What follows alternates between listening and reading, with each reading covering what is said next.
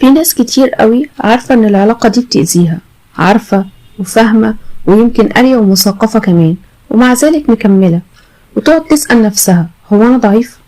هو انا بحب الوجع؟ هو انا في حاجة غلط؟ خليني اقولك من البداية وبوضوح شديد: لا انت ضعيف ولا فيك حاجة غلط ولا فيك حاجة بايظة.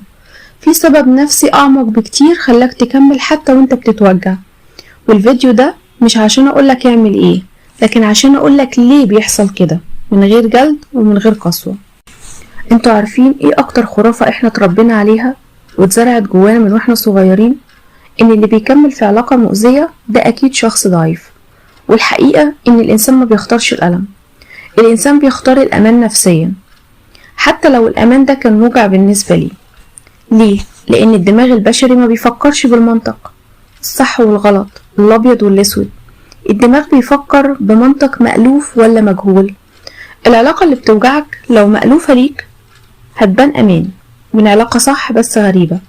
عشان كده كتير من الناس بتسيب علاقة مؤذية وتحس بخوف رهيب أكتر من الوجع نفسه، مش عشان العلاقة دي كانت حلوة، لأ، لكن عشان الخروج منها كان بالنسبة له مجهول. خليني أقولك جملة مهمة قوي، والجملة دي عايزاك تركز فيها وتفكر فيها كويس قوي. العلاقة المؤذية غالبا، وبقول غالبا، مش أول وجع في حياتك، هي وجع شبه وجع قديم. يعني لو اتربيت في بيئة الحب فيها كان مشروط، متقلب، في قرب وبعد، في خوف من الهجر، دماغك اتبرمجت ان ده شكل الحب. مش معنى كده ان اهلك كانوا وحشين، لا، لكن معنى كده ان الطفل جواك اتعلم ان الحب مش ثابت. فلما تكبر وتدخل علاقة فيها شد وجذب، فيها ألم، فيها خوف، فيها انتظار، فيها وجع، الدماغ يقول ده اللي انا عارفه. وهنا بقى تبدأ الجملة الصدمة شوية.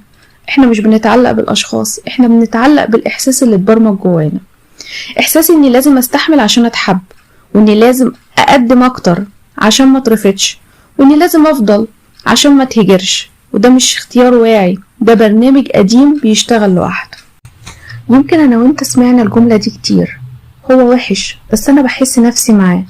وهنا السؤال الحقيقي مش ليه مكمل، لا، السؤال هو ايه الجزء اللي بيصحى جواك في العلاقة دي.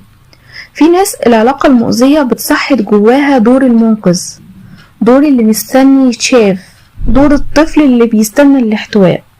واحيانا العلاقة المؤذية بتدي احساس زائف بالقيمة، تحس انك مهم عشان بتستحمل، عشان بتضحي، عشان بتفضل حتى لو الثمن انك اتكسرت.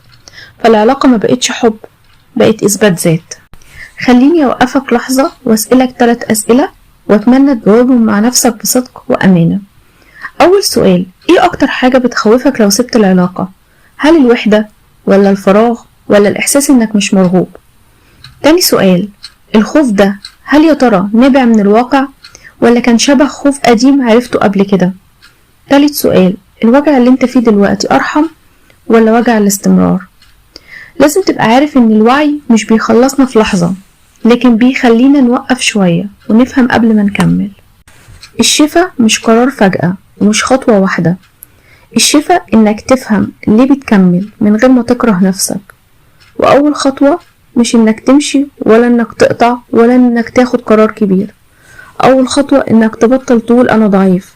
انت مش ضعيف، انت بتتعامل بأدوات قديمة تعلمتها علشان تعرف تعيش. والوعي مش بيكسرنا، الوعي بيرحمنا.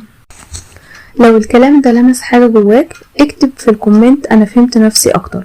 ولو حابب محتوى اعمق عن العلاقات والتعلق والتعافي النفسي اعمل اشتراك للقناة عشان نكمل الرحلة سوا على مهلك ومن غير قطع.